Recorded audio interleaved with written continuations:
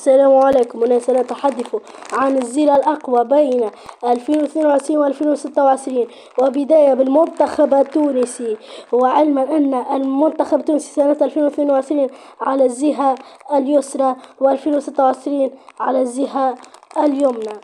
وأيمن دحمان هل هو سوف يفوز بسنة 2022 أو 2026؟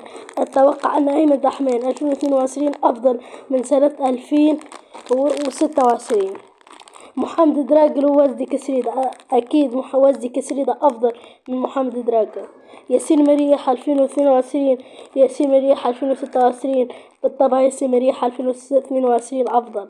منتصر الطالبي 2026، منتصر الطالبي 2022، وليفوز منتصر الطالبي 2026 أفضل من سنة 2022. علي العابدي علي معلول، وبالطبع علي معلول أفضل من علي العابدي. إلياس الصخيري 2026 2022، والنسخة الأفضل هي إلياس الصخيري 2026. عيسى العيدوني 2026 2022، وأفضل عيسى العيدوني 2022.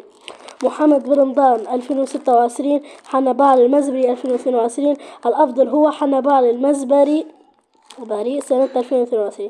يوسف المساكني 2026، يوسف المساكني 2022، الفائز هو يوسف المساكني سنة 2022.